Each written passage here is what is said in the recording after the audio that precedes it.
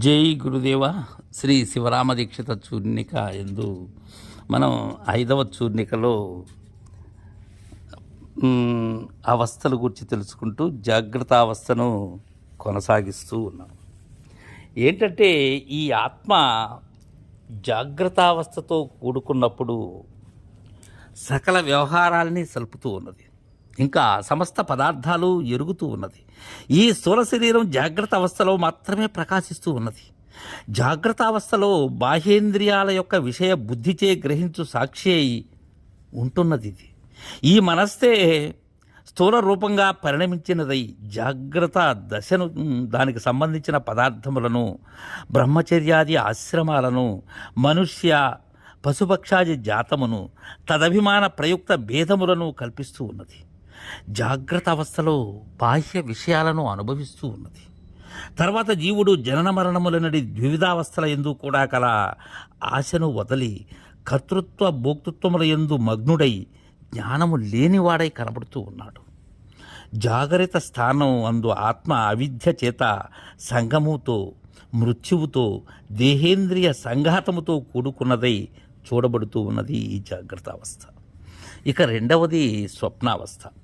స్వప్నేయ జీవసుఖ దుఃఖ భోక్త స్వమాయయా కల్పిత విశ్వలోకే.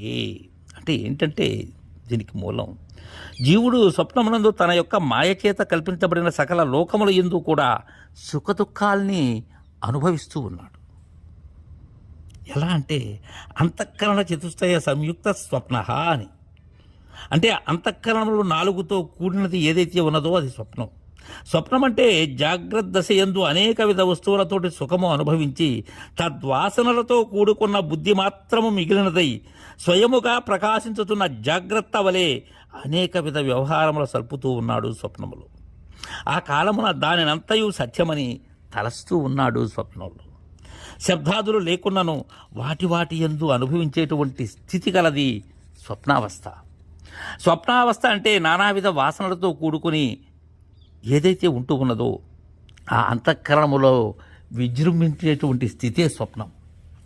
వాసనలకు ఆశ్రయాన్ని సూక్ష్మము అయిన దానివల్ల స్వచ్ఛమును స్ఫటికమని సమానమగు ఆ లింగ శరీరము స్వప్నమునందు ఆ నాడులను పొందిన శుక్లాది రసోపాదుల యొక్క కూడిక యొక్క స్వాధీనము నుండి ధర్మాధర్మ ప్రేరితమై పుట్టిన వృత్తి విశేషం కలది అయి ఆ స్వప్నంలో స్త్రీలు, రథాలు, ఏనుగులు మొదలైన ఆకార విశేషము గల వాసనలు మొదలైన వాటితో ప్రకాశిస్తూ ఉన్నది.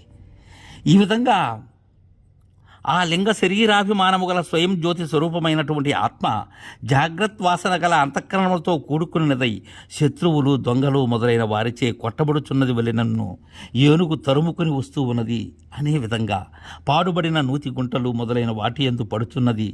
తద్విధానంగా భయాన్ని పొందుతూ ఉన్నది. జాగ్రత్త యందు ఆత్మ వేటిని భయంగా చూస్తూ వాటిని ఈ స్వప్నమందు ఆయా వస్తువులు లేకుండానే అజ్ఞానం చేత భయముగా తలస్తూ ఉన్నది ఆ స్వప్నంలో. దీనికి ఏంటంటే బృహదరణ్యక ఉపనిషత్తు ఏం చెప్తుందంటే యత్రైవం గంతీవా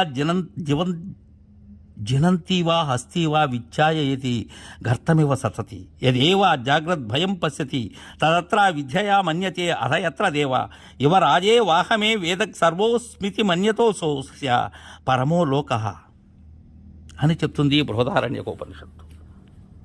తేజోమయమైన ఆత్మ పంచ ప్రాణాలు అంటే పంచవాయువుల చేత నీచమగు ఈ దేహాన్ని కాపాడుచు ఆ ఆత్మ ఈ శరీరమందుండియే స్వప్నమును చూస్తూ ఉన్నప్పటికీ కూడా శరీరమునకు ఆత్మకు సంబంధం లేకపోవటం వల్ల ఈ శరీరమందున్న ఆకాశం ఏ విధంగా ఉన్నదో తద్విధానంగానే ఈ శరీరం కంటే వెలుపల సంచరిస్తూ మరణము లేనివాడై భోగ్య పదార్థం ఎక్కడెక్కడ ఉంటుందో అక్కడక్కడికి పోయి ఆ భోగ్య వస్తువుని పొందుతూ ఉన్నాడు.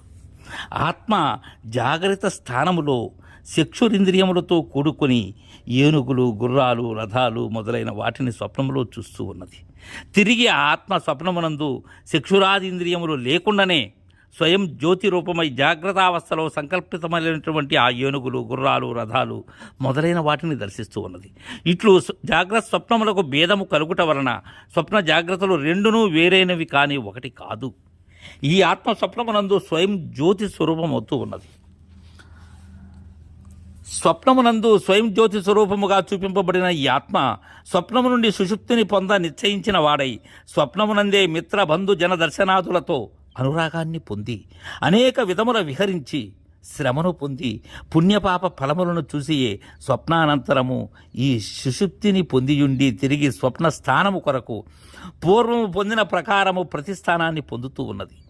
ఆ స్వయం జ్యోతి స్వరూపమైన ఆత్మ ఆ స్వప్నంలో చూచిన పుణ్యపాప ఫలములతో బంధింపబడటం లేదు. ఆ ఆత్మ అసంగతమైనది, అందువల్లనే మరణ ధర్మం లేనిదిగా ఉన్నది ఈ స్వప్నం. స్వప్నములందు కామముతో కూడుకున్నదై మృత్యురూపములకు దేహేంద్రియాదులను విడిచినదై పొందబడుతూ ఉన్నది. ఆత్మ జాగ్రత్త స్వప్నముల యందలి శ్రమ నివారించుకున్నటకు ఏ కామమును ఏ స్వప్నమును లేనిదియును సర్వ సంసార ధర్మ విలక్షణములను సమస్తమైన క్రియాకారక ఫలాయాస శూన్యమునకు తన్ను తాను పొందుతూ ఉన్నది. జాగ్రత్త యందు అజ్ఞానము నశించగా సర్వము తానే అయినట్లుగా స్వప్నమందున కూడా ఈ సర్వము నేనైతిని అని తలుస్తూ ఉన్నది. ఆ సర్వాత్మ భావమే స్వయం జ్యోతి స్వరూపమైన ఆత్మకు స్వాభావికముకు శ్రేష్టమైన ఆత్మభావం. ఇది మోక్షం. ఈ సమస్తము ఆత్మరూపమైన తనయందు రజ్జువునందు సర్పము వలనే నేరుగా తోపింపజేసేది అవిద్య. రజ్జు జ్ఞానము చేత సర్పజ్ఞానము పోయినట్లు జ్ఞానరూపమైన విద్య దృఢముకుచుండగా ఈ మోక్షం స్వయం జ్యోతి స్వరూపమైన ఆత్మ స్వప్నమునందు ప్రత్యక్షముగా పొందబడినట్లు పొందబడుతూ ఉన్నది. స్వప్నావస్థలో మనస్సుతో కూడుకుని నిద్రావస్థలో బుద్ధిని కూడా లయము చేసి ఉంటూ ఉన్నారు. మనస్సే సూక్ష్మరూపమై స్వప్నావస్థ తత్ప్రపంచము తద్ధర్మములను ఉప్పుతున్న సత్వరజస్తమో గుణములను బాహ్యేంద్రియ అంతరేంద్రియములను వాని వ్యాపారములను తత్కారణభూతముగు అజ్ఞానమును తత్ఫలమునందగు సుఖదుఖాదులను సృజిస్తూ ఉన్నది. స్వప్నమున జాగ్రత్తావస్థ పదార్థ ప్రతిఫల రూపముగు మనోవృత్తులకు సాక్షి అయి ఉంటూ ఉన్నది. ఇక మూడవది సుషుప్తావస్థ. దీనికి మూలం ఏంటంటే సుషుప్తి కాలే సకలే విలీనే తమోభిభూత సుఖరూపమేది. అంటే సుషుప్తి కాలంలో సర్వమును లయముంది ఉండేటప్పుడు అజ్ఞానముచే ఆచరింపబడిన వాటి సుఖస్వరూపాన్ని పొందుతూ ఉన్నాడు. చిత్తైక కరుణా సుషుప్తి. ఒక్క చిత్తముతో కూడినది సుషుప్తి. బాహ్యములకు శబ్దాదుల అనుభవం లేని ఆనంద స్థితి సుషుప్తి. ఈ స్థితిలో నేనెవడనో నాకు తెలియదు. శివోహం అనే స్మృతి ఇక్కడ లేదు. ఆత్మ పరమ ప్రేమస్వరూపుడు, నిత్యానందుడు. దీనికి ఒకప్పుడు కూడా దుఃఖం లేదు. ఎందువల్లంటే సుషుప్తిలో విషయరహితుడై మనస్సుతో కూడి సంబంధము లేనివాడై ఈ ఆత్మ సుస్వరూపానందము అనుభవిస్తూ ఉన్నది. మరియు ఆత్మ సుషుప్తి అవస్థలో ఆనంద స్వరూపమే అయినప్పటికీ అజ్ఞానమనగాను ఆవరణం ఉన్నదక్కడ. అజ్ఞానం అనేటువంటి ఆవరణం. సుషుప్త అవస్థ ఎందు మనస్సు మొదలగునవి లేకుండాటే అక్కడ లింగ శరీరం లేదు. అప్పుడు సర్వేంద్రియాదులు తమ కారణముగా అవిద్య ఎందు లీనమైపోతూ ఉన్నాయి. ఈ విధంగా తనకు కారణ శరీరముగా అవిద్యను ఆత్మ అభిమానించుచు దాని ధర్మములు తనవిగా భ్రాంతి నొందుచు ఉన్నప్పుడు జీవుడు ప్రాజ్ఞుడు అనబడుతున్నాడు. ఇది అవిద్యావరణం. సుషుప్తిలో చిత్తము లయింప ప్రబల తమస్సుకు సాక్షి అయి ఉంటూ ఉన్నది. సుషుప్తిలో ప్రాణముండియు దేనిని తెలుసుకోవటం లేదు. కావున ప్రాణము కన్నా ఆత్మ వేరు. ఇందుచే ప్రాణమయ కోశం ఆత్మ కాదు. ఉపనిషత్తులో ప్రాణశబ్దము చైతన్యపరమై ప్రయోగింపబడుతూ ఉన్నది. అప్పుడు శబ్దమునకు ముఖ్య ప్రాణమగు ఆత్మయే అని తెలియాలి. సుషుప్తి అవస్థ అంటే మనస్సు తమో గుణమందు లీనమై బీజరూపముగా ఉండుటచే నిద్రావస్థ ఎందు ఏ ప్రపంచము కూడా లేదు, ఏమీ తెలియదు, ఏమీ లేదు అనే విషయం అనుభవ రూపమై సర్వజన వ్యవహార సిద్ధమై ఉన్నది. కనుక పురుషునికి ఆత్మాచ్ఛాదక రూపముకు సుషుప్తిమయ సంసారము కూడా మనసుచే కల్పితమవుతూ ఉన్నది. వాస్తవముగా ఆత్మకు అవస్థలు లేవు. నిద్రావస్థలో మనస్సులో లయమవుతూ ఉన్నది. అందుచే అది ఏమీ కూడా ఎరగటం లేదు. ఈ విధంగా సుషుప్తి యందు ఏకమయ్యి ఆనంద రూపముగు ఆత్మకు బాహ్యమునందలి ఏ వస్తువులతో సంబంధము లేక పితాపుత్ర సంబంధ నిమిత్తకరమైన కర్మ విడిచిపోవటం వల్ల తండ్రి లేడు, తల్లి లేదు, పుత్రత్వము లేదు. కర్మ సంబంధం లేకపోవటం వల్ల లోకాలు లేవు, కర్మాంగభూతులైనటువంటి దేవతలు లేరు, ఆ కర్మ ప్రతిపాదకములకు వేదములు లేవు. ఇట్లు ఆత్మ సుషుప్తి యందు శుభకర్మలను మాత్రమే అతిక్రమించి ఉన్నది కాదు, అశుభకర్మలను అతిక్రమించే ఉన్నది.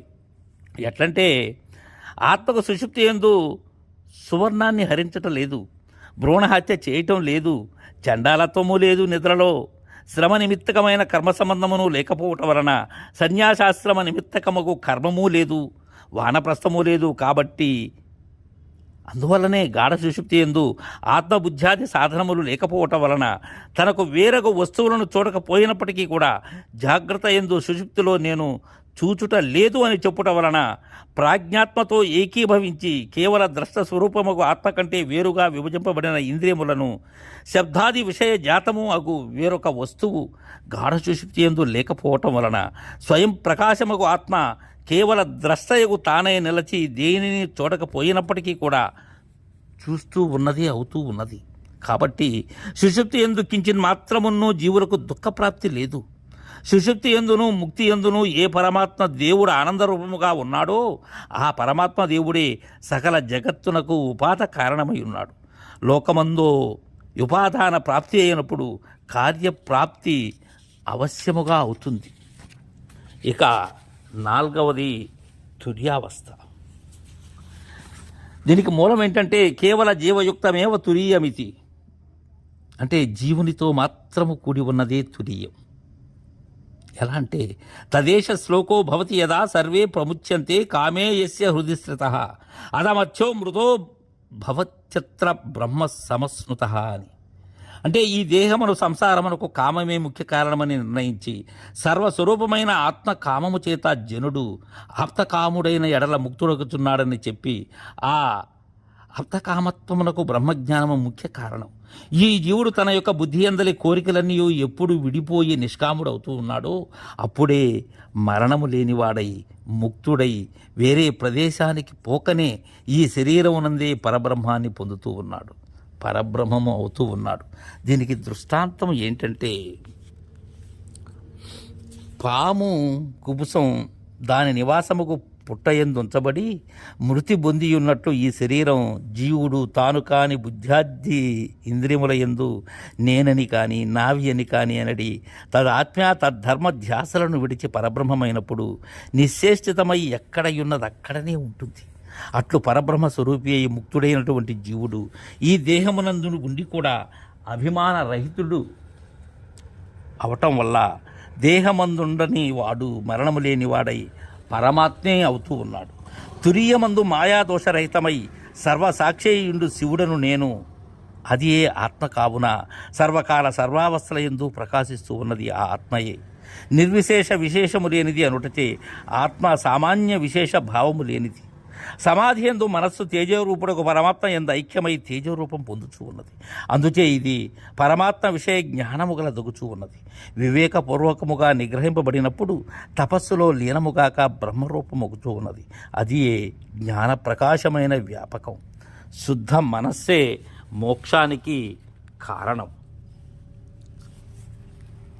ఉపస్తుషాధిపి కోశైర్యుక్తం యుక్తవగాతత ఆత్మాశమంతరం శుద్ధం వివిచిత్యా తండులం యథా. అంటే లోకములో జనులు పొట్టు తవుడుతో కూడియుండు ధాన్యము నుండి బియ్యాన్ని గ్రహించే కొరకు దంచడం చేత వేరుపరిచి తెలుసుకునేటువంటి విధానంగా పంచకోశము వలనే తోచు ఆత్మను శ్రవణ మనన నిధిధ్యాసముల చేత శోధించి వీనికన్నా విలక్షణమైన సత్యజ్ఞానానంద స్వరూపుడైన ఆత్మను పరమాత్మగా తెలుసుకోవాలి. తురీయానికి శరీరం లేదు కావున దానికి అశరీరమని పేరు. మట్టి యందు జీర్ణించిపోవటచే శరీరమని, అగ్ని యందు దహించిపోవటం వల్ల దేహమని పేరు వచ్చింది. తురీయుడు జీర్ణించువాడును దహించువాడు కాడు. పంచకోశములతో సంబంధపడియుండు వరకు మాత్రమే జనన మరణాలు కలుగుతూ ఉన్నాయి. ఎట్లంటే ప్రపంచములో గల ఏ బీజమైనా పొట్టుతో కూడియుండు వరకు మాత్రమే మొలకెత్తే స్వభావం కలిగి ఉంటుంది.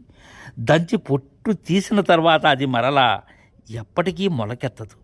తద్విధానంగా శ్రవణ మన నిధిధ్యాసాల చేత ధ్యానధారణ సమాధి యోగాల చేత అజ్ఞానముకు పంచకోశమును దేహత్రయాలను తొలగించిన వాడు జీవన్ముక్తుడు, సుఖస్వరూపుడు, శివుడు, ఆనందుడు, అమృతుడు, అద్వయ స్వరూపుడు అవుతున్నాడు. జీవుడు అంతఃకరణముతో కూడుకొని నేను బ్రహ్మను అనుచున్నాడు. ప్రస్తుత బ్రహ్మం స్వయం ప్రకాశమై సహస్రారమున అంటున్నదై సమస్తమును ఎరుగుచూ ఉన్నది. ఇది నిరుపాధికం. అంతఃకరణములోని ఏ వృత్తులకు అంటదు. కాబట్టి సంసారము వలన కలుగు రజోగుణ వికారములు నాకు లేవు. వ్యాకులత వలన కలుగు తమోగణ వికారములు నాకు లేవు. స్వధర్మానుష్ఠానము వలన జనించు సత్వగుణ వికారములు నాకు లేవు. మాయా ప్రపంచ సంబంధములైన దేహాదులకు వికారములు నాకు లేవు. రేపు జీవునికి ఉన్న అవిద్యను గురించి తెలుసుకుందాం. జై గురుదేవా.